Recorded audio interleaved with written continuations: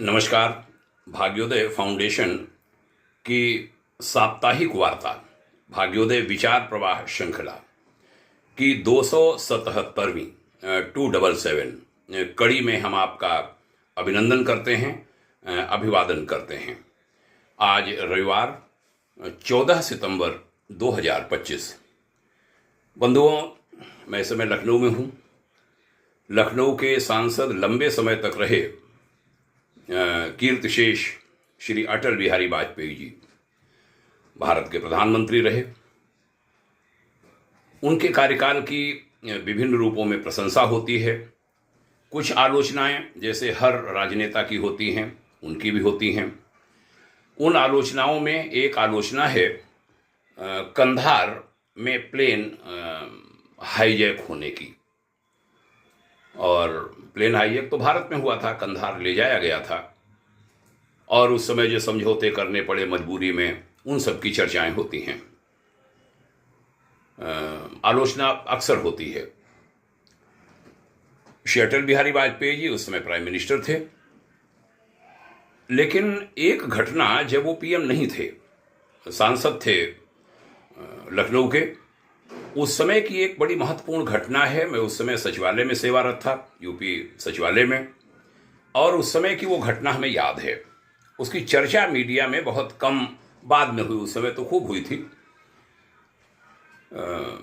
आज तक चैनल को पीएम अटल बिहारी वाजपेयी और यूं कहें सांसद अटल बिहारी वाजपेयी के जो क्षेत्र प्रतिनिधि हैं, श्री लालजी टंडन, जो कई बार यहाँ मिनिस्टर रहे और मध्य प्रदेश के गवर्नर रहे, अब वह भी कीर्तिशेष हैं, उनके द्वारा भी ये घटना बताई गई थी। तो उस पर भी एक दिन हमने उस घटना को सुना था। तो वो घटना मैं आज सुनाना चाहता हूँ। एक प्लेन हाईजैकिंग का किस्सा है लखनऊ का। जब वाजपेयी जी प्लेन में घुसे और उन्होंने 48 जिंदगियां बचाईं, हाईजैकर सामने था। ऐसी घटना जिसमें हाईजैकर के सामने सांसद घुस गए हों, और उसमें लालजी टंडन थे और डीएम लखनऊ भी थे। अशोक प्रियदर्शी उनका नाम था, मैं उनसे एक बार मिला भी हूँ।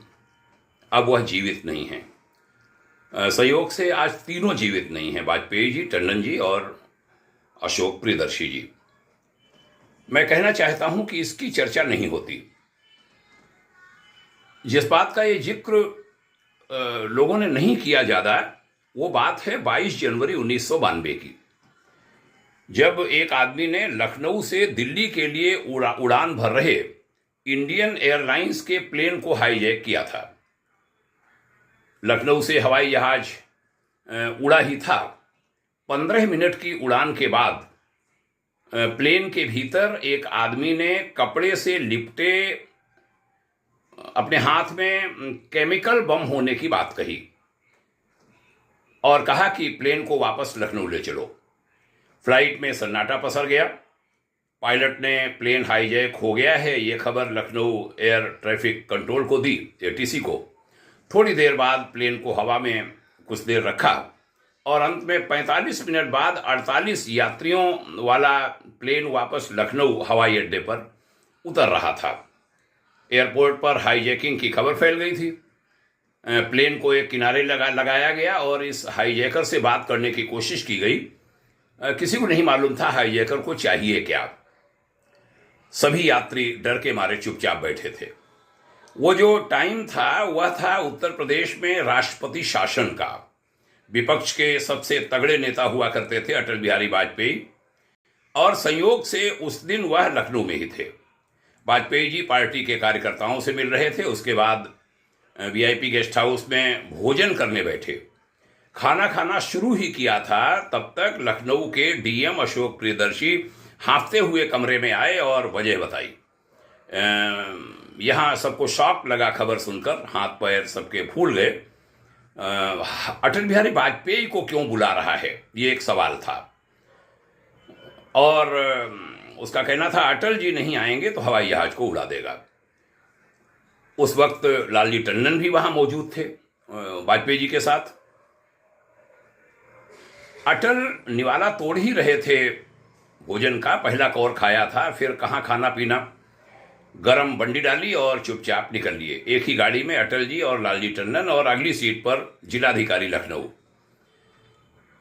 सीधे एयरपोर्ट पर रुके।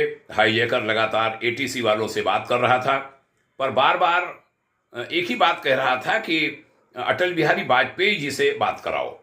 वो जब लाइन पर यानी फ़ोन पर आएंगे तब अपनी बात कहेगा। अटल बिहारी वाजपेयी एटीसी पहुंचे, लाइन पर गए, उससे बात की। वो मानने को तैयार नहीं कि अटल जी की आवाज़ है, और उसने कहा कि प्लेन उड़ा देगा, जल्दी अटल जी को बुलाओ। बात बन नहीं रही थी, तो दूसरी तरीके से एक्शन लेने की बात चलने लगी। डायरेक्ट एक्शन लिया जाना तय हुआ, लेकिन दिक्कत ये थी कि यात्री भी तो बैठे हैं भीतर। अटल जी ने कहा हमें अंदर ले चलो प्लेन में। कोई तैयार नहीं, प्रशासन तैयार नहीं, सांसद का मामला।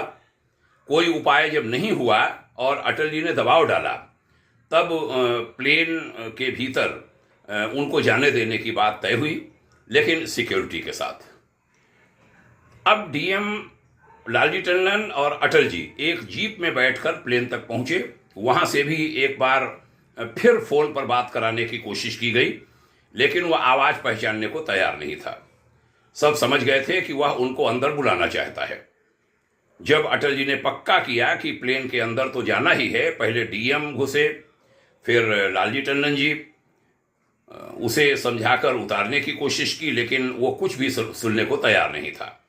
फिर अटल जी प्लेन के भीतर घुस गए। वो घुसे तो प्लेन के भीतर बैठे लोगों में जान में जान आई, और यूं कहें कि जोश में आ गए वो लोग भी।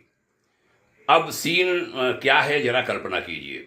सामने अपहरण करता है और इधर अटल बिहारी वाजपेयी। अब तक उनके सिक्योरिटी गार्ड भी अंदर घुस चुके थे।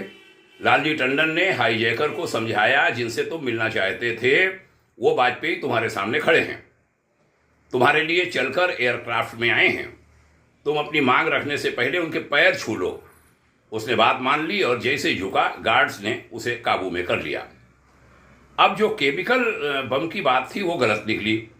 उसने गोल सामान को बम बताकर प्लेन हाईजैक कर लिया था। अटल बिहारी वाजपेयी को प्लेन तक ले आया वह अपनी जिद से। पुलिस ले गई उसको। जनता अटल जी की जय जयकार करने लगी। ये सीन खत्म हुआ तो लालजी टंडन ने प्लेन में नजर घुमाई। सीताराम केसरी जी कांग्रेस के बहुत बड़े नेता हुआ करते थे। वो उस समय कोषाध्यक्ष थे अखिल भारतीय कांग्रेस के।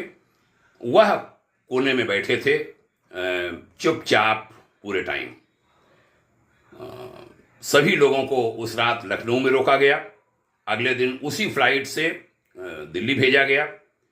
खुद अटल बिहारी वाजपेयी और श्री लालजी टंडन उनके साथ दिल्ली तक गए।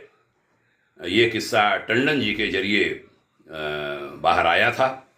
यह बात आज तक टीवी चैनल को भी बताई गई थी, और हमें याद आई यह घटना। उस समय मीडिया में इसकी खूब चर्चा थी। मैंने सोचा आज अटल जी को याद करूं। उनकी जो आलोचना होती है प्लेन हाईजैकिंग को लेकर, तो उन्होंने कभी प्लेन के लोगों को बचाया था, इसकी भी चर्चा करूं। भाग्योदय फाउंडेशन माननीय अटल बिहारी वाजपेयी को भावपूर्ण श्रद्धांजलि देता है। आपने सुना, इसके लिए धन्यवाद। आपके उज्जवल भविष्य की शुभकामना। यह वार्ता अन्य लोगों में भी आप सुनाएंगे, ऐसी हमें आशा है। बहुत बहुत धन्यवाद। जय हिंद। ओम शांति।